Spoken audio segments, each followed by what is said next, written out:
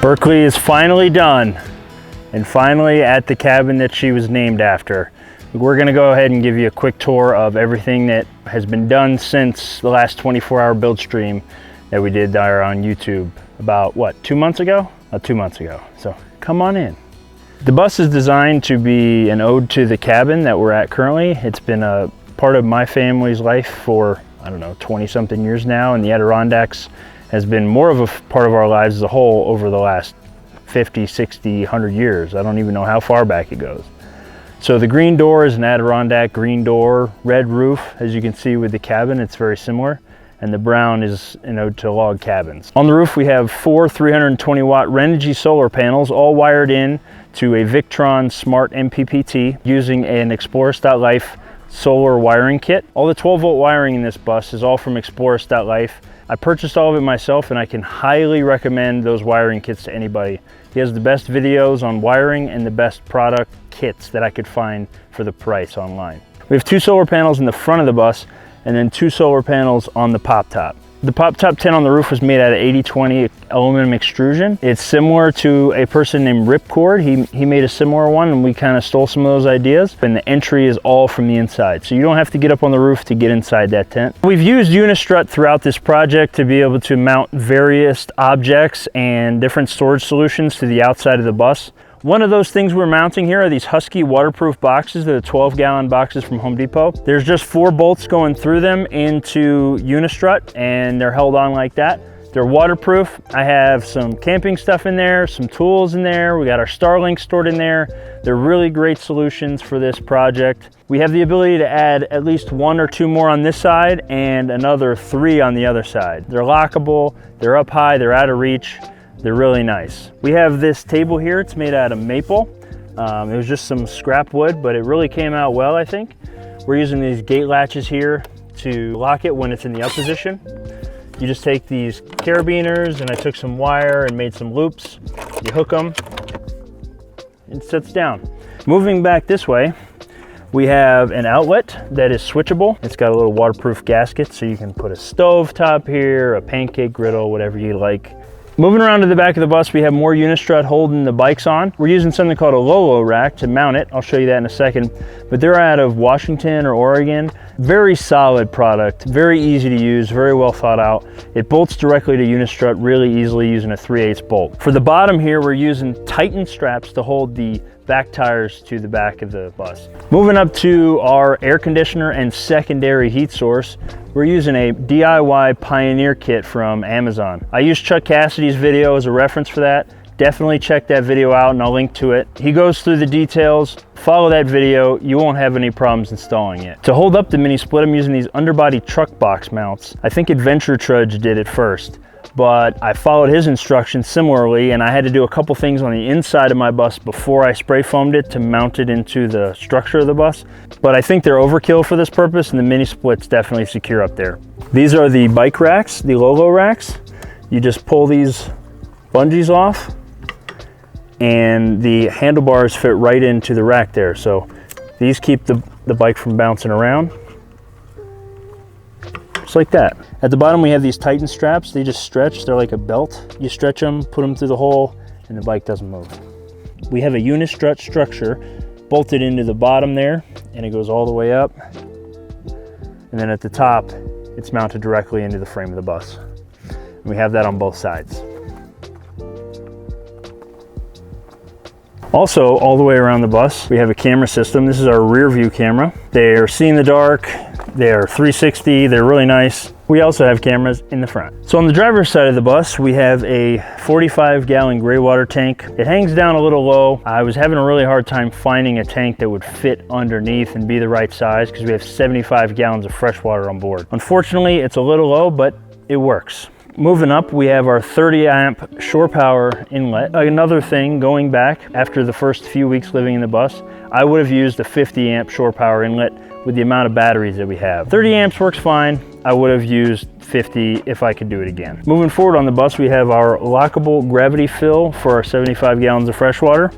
And then moving forward, we also have a city water inlet. Everything has valves, so you can turn off the tank water if you're using the city water, and you can turn off the city water if you're using the tank water. There's also check valves everywhere inside in the plumbing so that you don't have any backflow into the pumps destroying things. So the one thing that people often say to us is, you live in there? They're always very concerned about the amount of space that we have inside, but I think that once you come in, you're going to be surprised by the amount of room we actually have in this bus. Everything that we tried to do, we tried to fit in as much storage space as we possibly could, and that starts right here at the entrance of the bus.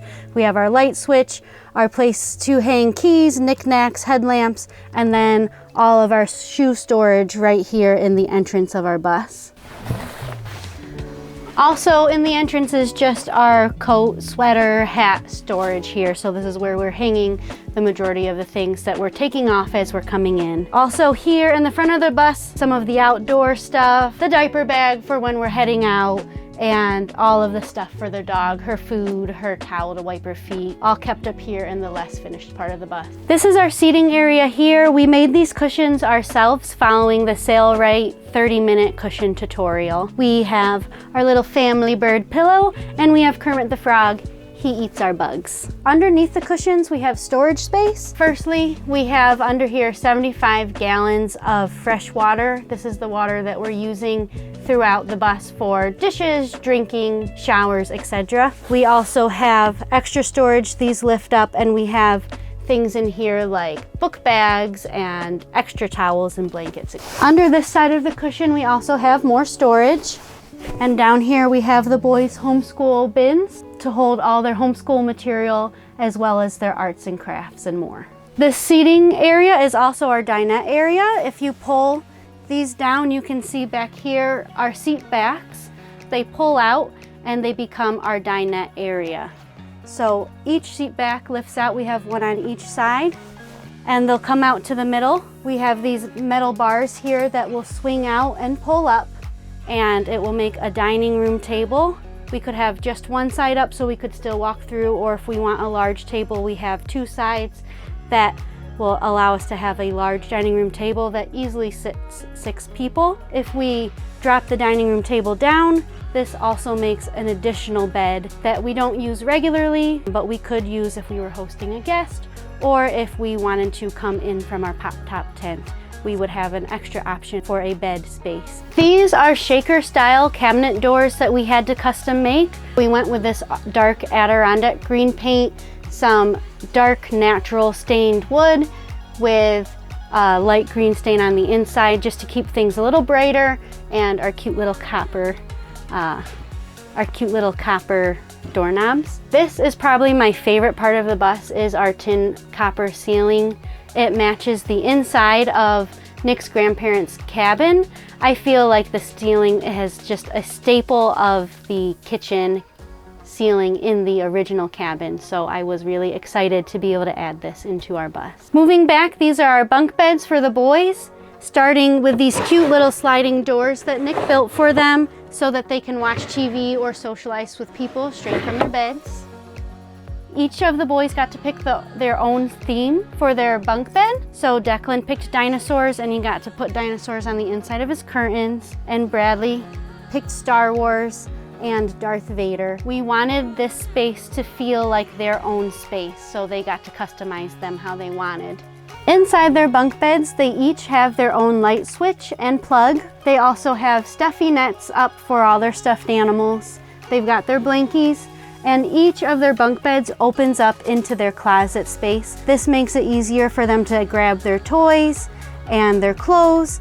It also makes it so that if they ever outgrow the 5-foot length of their bed, we can add extra mattress into their storage space. Nick is 6'3", so we're envisioning that they might outgrow this space sooner than later. They each have privacy curtains so that if they're napping or sleeping, they can keep the light out. And I, as a mom, can close off their mess whenever their beds aren't made properly. Under the boys' bunk beds and next to our closet, we have our dirty laundry storage.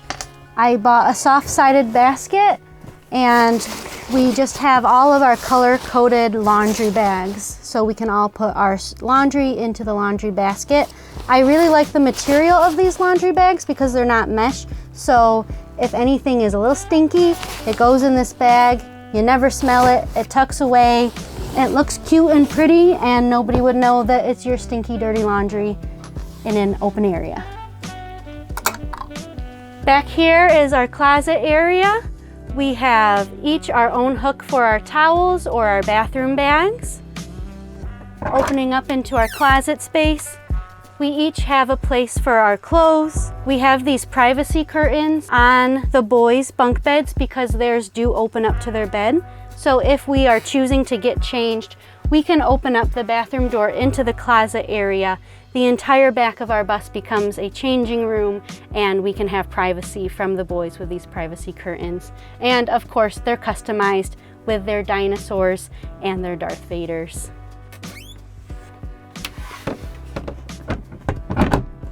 Going into the bathroom space here, we have this door that Nick designed to look like one of the doors in the cabin bunkhouse.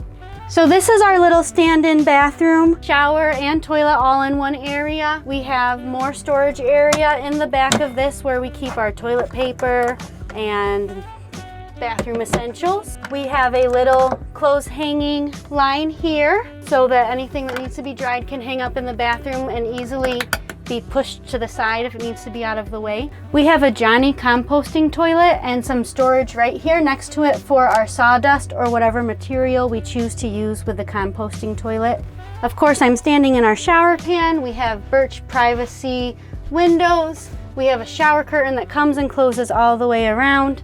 And my favorite feature in this bathroom is the bathroom mirror. This bathroom mirror I actually made myself. It is the old glass from the original bus door. I really wanted to take a piece of that and work it into our bus design. So I simply bought some mirror spray and was able to spray the glass and build a frame that's the same shape as the window, so that every time we see this mirror, it reminds us of the original purchase of the bus and the bus door. This is the kitchen area, and the kitchen was important to me as I believe the kitchen is the home of your house. It's where you're hosting, it's where you're making meals for your family.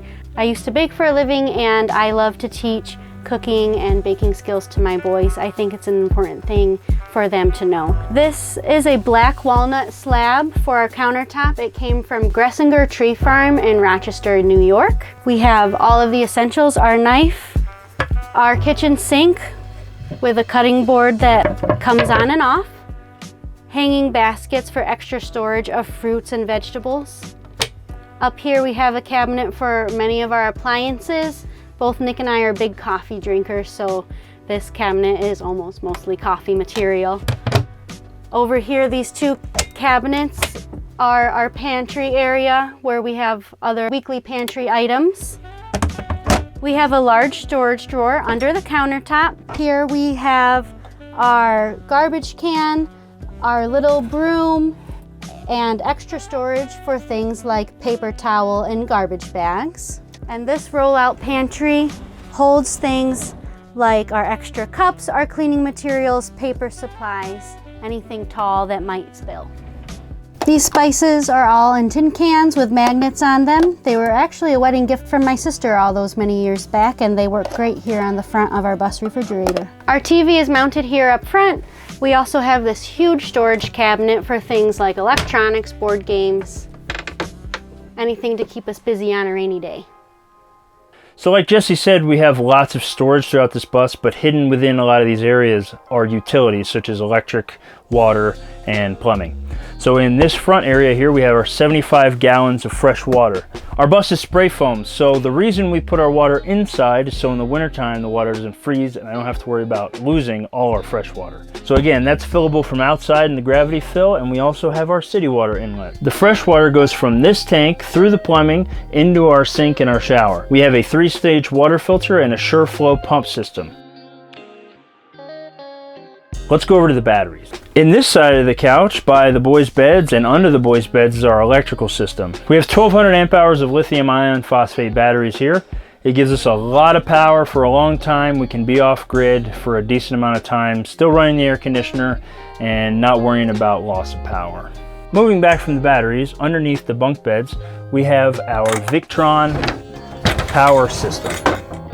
Everything in here is Victron. We have a Lynx distributor, an MPPT 150-100, a Orion 12-12, and a 3000 watt multi+2 Victron inverter charger. And we have hard off switches and fuses throughout the system. We have a 120 volt distribution panel and a 12 volt distribution block as well. The fridge is on these custom drawer slides that I made. This is a National Luna 90 liter fridge. It's a company originally out of South Africa. They were originally for heart transplants, kidney transplants, for move-in body parts across the country. They were picked up by mining companies and overlanders, and as such, they are extremely robust. The fridge can run off of 12 volt, 24 volt, and 120. So we did a test run when we were living in a house before we moved into the bus. We plugged it into the house, worked seamlessly. We made sure that we could live with it for weeks on end, and then we put it in the bus. It's currently running on 12 volts straight from the batteries over the top of the bus, and it's strapped down nice and tight. Moving back from the fridge, we have a 4-gallon electric Bosch water heater. It is switched using a Bluetooth switch up above the sink, so you can physically turn on or off the 120 volts outlet. Moving back further in the bus, we have my office space. Because we're gonna be living out of this bus and starting a business, I had to have a place that I could work. So I have a nice big workspace here directly across from the bathroom, a big cabinet for all my goodies. In the back corner, I have a 120 volt outlet, and I have the Starlink in there and my Xbox in there. The Starlink goes through a hole in the bottom of this cabinet, goes down through the desk, and then I have my bundle of wires down on the floor. So when I need to deploy the Starlink, I just open up the back door here, send the wire out, close the back door, deploy the Starlink wherever, and it's out of the way. There's lots of space on this desk. I've got a TV there, I've got my laptop, I've got an iPad I can set up as a second monitor. My typewriter fits up here really well. It's a lot of space. Eventually I'm gonna have a way to put a camera up here for some of our YouTube videos, but for right now, this is my setup. The last part of our electric system, and one of the biggest parts of our living here, is our air conditioner. It's a mini split. It's again that Pioneer Inverter Plus Diamante Pro. Really good system, highly recommend it. We love it so far. It's kept the bus nice and cool. There's a 30-degree difference at any time when we're running this thing. Tucked away back here, currently covered by a bunch of mess, is our diesel heater. When we run the diesel heater, none of this will be in here, but it runs off of 12 volts, a little Chinese diesel heater. What I recommend when you're installing one of these diesel heaters is get one of those pedestals that come separately. You need to have that extra insulation between the foam in the floor and the diesel heater. I had a problem where I was melting my floor. Put that pedestal in, no further issues with melting the floor. Our main source of heat is going to be this diesel heater. The secondary source of heat will be that mini split heat pump. And the third source of heat was going to be right here. We were going to have a wood stove, but we didn't end up doing that. We ended up selling it to another bus build on Instagram, and we're going to put our stove here instead. This Ninja DT251, don't get it if you have a multi+2. It doesn't function with a multi+2. Gotten a couple arguments with Facebook on people about it. Doesn't work. It just doesn't function with the type of inverter that is. So go ahead and maybe try a different Ninja convection oven, something. We're still working on that, but this is gonna go bye-bye and we're gonna put a new one in. So eventually stove goes here, but not this Ninja. And the creme de la creme, the final part of our bus build, the thing we did last, we finished up, was this custom pop top that we built. It's a queen size bed on top of our roof, and it allows us to have both a bigger dining area, a desk, a closet, and a full bathroom. In order to get up in the bed, you just take your shoes off, you step up on Bradley's bed, you step back here on the counter, you step on this bed here, and you come on up. Up here is our queen size bed. We have some Reflectix here that's the opposite side of the solar panels to prevent some condensation. In the wintertime, we're probably gonna add some more Reflectix so we can drop down here so that it's nice and warm. What's really awesome about this tent is when you open up these windows here, and you open up the windows down lower in the bus, you get a lot of ventilation. The wind just comes whipping through and it gets nice and cool up here. It's been cold the last couple nights and we've had no problems keeping warm. The heat rises up from down below and the insulation downstairs keeps the boys nice and warm. I'm sure you're asking, how long does it take to set up and take down that pop top when you're trying to go from place to place? Well, it takes 3 seconds to pop open and maybe 20 seconds to close up. You just have to make sure all this stuff is bunched in here. This bungee on the outside helps close everything in. You just gotta cinch things in, boom, boom, boom, and it all closes down. So a total of a minute maybe to get everything open or closed and be all set up and comfortable for a good night's sleep. Thanks for touring Berkeley, our new home on wheels. We look forward to sharing more of our adventures with you as we hit the road and travel. Be sure to subscribe here on YouTube and follow on Instagram.